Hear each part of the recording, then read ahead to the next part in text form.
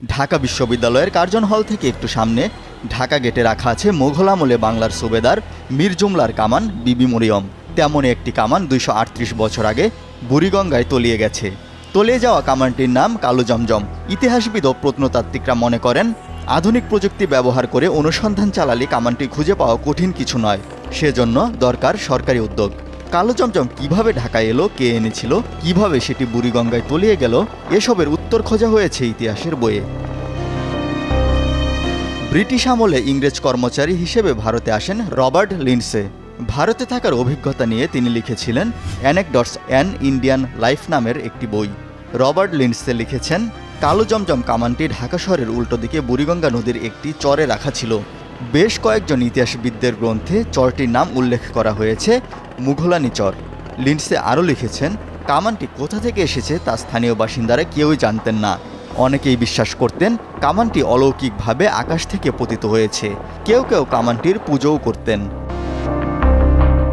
কামানটি বুড়িগঙ্গায় তলিয়ে যাওয়ার বিষয়টিও উল্লেখ করেন রবার্ট লিন্ডসে।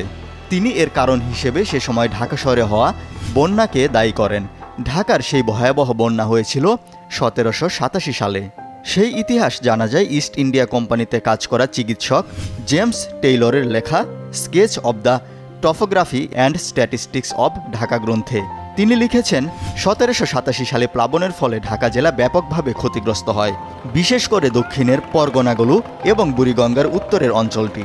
বন্যায় কালো জমজমের সলিল সমাধি হয় ১৭৮৭ সালে। ব্রিটিশ আমলে ঢাকার মুগলানি চরটি ছিল বুড়িগঙ্গা নদীর মাঝখানে, বর্তমান সোয়ারিঘাটের উল্টো দিকে। চরটি মুঘল আমলে সামরিক কৌশলগত কারণে ব্যবহৃত হতো। কালো জমজমকে সচক্ষে দেখেছেন ইংরেজ ভূগোলবিদ ও লেখক জেমস রেনেল। পাশাপাশি রবার্ট লিন্ডসেও সেটি দেখেছেন। দুজনের লেখায় কামানটির বর্ণনা পাওয়া যায়, যা মোটামুটি একই। জেমস রেনেলের memoir of a map of Hindustan বইয়ে লেখা হয়েছে, ১৪টি লোহার টুকরোর ওপর লোহার চাকা পিটিয়ে কামানটি তৈরি করা হয়েছিল। এটির উপরিভাগ মসৃণ ছিল না। কামানটির দৈর্ঘ্য ছিল ২২ ফুট ১০ ইঞ্চি ৫ সেন্টিমিটার। পেছনের অংশের ব্যাস ছিল ৩ ফুট ৩ ইঞ্চি। সামনের অংশ, যেখান থেকে গোলা বের হয়, সেই অংশের ব্যাস ছিল ১৫ ইঞ্চি। কামানটির ওজন ছিল ৬৪,৮১৪ পাউন্ড। কামানটির পাশে রাখা ছিল দুটি পাথরের গোলা, আর এর সঙ্গে থাকা প্রতিটি গোলার ওজন ছিল ৪৬৫ পাউন্ড। রেনেল বা লিন্ডসে কারো বইয়ে কামানটির নাম সম্পর্কে উল্লেখ পাওয়া যায়নি। যেটি পাওয়া যায় ইতিহাসবিদ সৈয়দ মোহাম্মদ তাইফুরের গ্লিমসেস অব ওল্ড ঢাকা বইয়ে। সেখানে কামানটির কালো জমজম নামে উল্লেখ করা হয়েছে। অবশ্য কোথাও কোথাও কামানটিকে কালে জমজম নামে লেখা হয়েছে, কেউ কেউ বা কালেখা নামও দিয়েছেন। কালো জমজমের সময়ের ১১ ফুট দৈর্ঘ্যের আরও একটি কামান ব্রিটিশদের নজর কেড়েছিল। গ্লিমসেস অব ওল্ড ঢাকা বইয়ে যেটিকে বিবি মরিয়ম নামে উল্লেখ করা হয়েছে। কামানটি ১৮৩২ সালের আগ পর্যন্ত রাখা ছিল পুরান ঢাকার সোয়ারিঘাটে।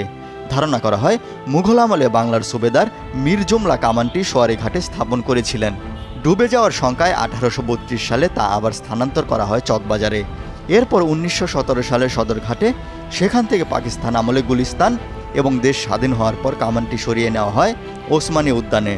দীর্ঘদিন অবহেলায় পড়ে থাকার পর গত বছর বিবি মরিয়ম কামানটি ওসমানী উদ্যান থেকে এনে ঢাকা বিশ্ববিদ্যালয়ের দোয়েল চত্বরের কাছে ঐতিহাসিক ঢাকা গেটে স্থাপন করা হয়।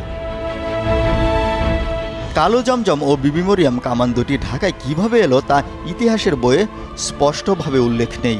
কামান দুটি একই জায়গায় তৈরি কিনা তাও নিশ্চিত করে বলা যায় না। তবে কামান দুটির মধ্যে একটি সাধারণ মিল হলো সম্ভবত দুটি কামানই মীর জুমলার আসাম কোচবিহার অভিযানের সঙ্গে সম্পর্কিত। বুড়িগঙ্গায় তলিয়ে যাওয়া কামানটির নাম আওরঙ্গজেবের অস্ত্রের তালিকায় থাকা জমজম নামের একটি কামানের সঙ্গে মিলে যায়।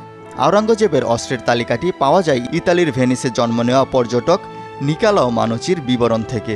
এই বিবরণ উল্লেখ করেছেন সৈয়দ মোহাম্মদ তৈফুর তার গ্লিমসেস অব ওল্ড ঢাকা বইয়ে। লেখকের দাবি বুড়িগঙ্গায় হারিয়ে যাওয়া কামানটি বাদশাহ আলমগীরের সময়ের, অর্থাৎ মোঘল আমলের।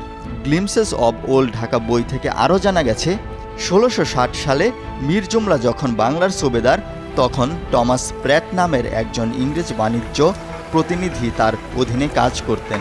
তার কাজ ছিল ঢাকার নদীতে তীর যুদ্ধ জাহাজ নির্মাণ ও অন্যান্য অস্ত্রশস্ত্রের তৈরির কাজ তত্ত্বাবধান করা।